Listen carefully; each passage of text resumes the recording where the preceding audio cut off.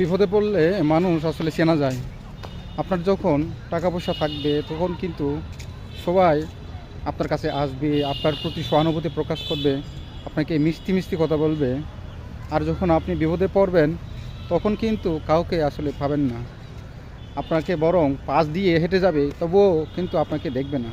তাই যারা টাকা পয়সা ইনকাম করেন আপনাদের জীবনে, সেগুলো একটু যথাযথভাবে মেনটেন করবেন। কারণ এগুলো যদি মেনটেন না করেন তাহলে কিন্তু আপনি যখন বিপদে পড়বেন তখন কিন্তু বড় ধরনের সমস্যার মধ্যে পড়বেন। তাই সব সময় চেষ্টা করবেন অন্তত কিছু অংশ রাখার জন্য। কারণ না রাখলে তো আসলে বিপদে পড়বেন যে কোনো সময়। তাই সব সময় আসলে চেষ্টা করবেন কিছু অংশ সংসারের খরচে করবেন, কিছু অংশ অসুখে বিসুখের জন্য রাখবেন, আর কিছু অংশ অবশ্যই আনুপাতিক করে 1% পড়েন, 2% পড়েন, অবশ্যই কিন্তু সঞ্চয় করতে হবে। কারণ সঞ্চয় না করলে আপনি কিন্তু বিপদে আপদে কারো কাছ থেকে পাবেন না। তাই যখন পাবেন না তখন আপনার মন মানসিক কিছুটা হলেও এরকম শত হবে। তাই সবসময় চেষ্টা করুন অন্তত কিছু জমানোর জন্য। জমালে পরে আপনার বিপদে আপদে সুখে দুঃখে এগুলো পড়বেন। আর হিসাবের ক্ষেত্রে অর্থাৎ ব্যয় করার ক্ষেত্রে একটু বিনয়ী হবেন, একটু কম ব্যয় করবেন আর জমাবেন। কারণ জীবনটা আমাদের চালাতে হয়, জীবনে খাওয়াইতে হয়, পড়াইতে হয়, ছেলে মেয়েদের মানুষ করতে হয়, সব কিছু করতে হয়। কিন্তু তারপরও এসবের বাইরেও অন্তত কিছু অংশ অবশ্যই জমাইতে হবে।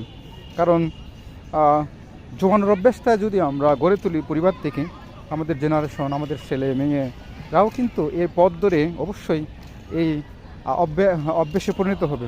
তাই সবসময় আমাদের পরিবারের মধ্য থেকে এই অভ্যাসটা গড়ে তুলতে হবে। কারণ সবাইকে যদি এই অভ্যাসটা যদি গড়ে তোলার ক্ষেত্রে আমরা সহযোগিতা করতে পারি, তাহলে অবশ্যই আমাদের কোনো কারো নিকট আপনার চাওয়া লাগবে না এবং অন্যদের নিকট আবদারও করতে লাগবে না। তাই সবসময় চেষ্টা করবেন অন্তত কিছু অংশ নিজের জন্য সঞ্চয় করে রাখার জন্য। কারণ নিজের অংশ যদি আপনি নিজেকে সাপোর্ট করতে পারেন তাহলে পৃথিবীর সবচেয়ে সুখী মানুষ হিসেবে আপনি সব কিছুই অর্জন করতে পারবেন। কারো কাছ থেকে হাত পাতা লাগবে না, কারো কাছ থেকে আপনার নেওয়া লাগবে না, বরং খুব সুন্দরভাবে সবাই আপনাকে বাহবা দিবে। কারণ বিপদ আপদগুলো তো মানুষের আসবেই। সুতরাং এগুলো নিয়ে না ঘাবড়িয়ে আমাদের সঞ্চয় করার প্রবণতা অবশ্যই বাড়াইতে হবে। সঞ্চয় করুন, নিজেকে স্বাবলম্বী করুন এবং নিজের বিপদ আপদ নিজেই মোকাবেলা করুন। তাহলে আপনি অবশ্যই কিন্তু আপনার অবস্থানের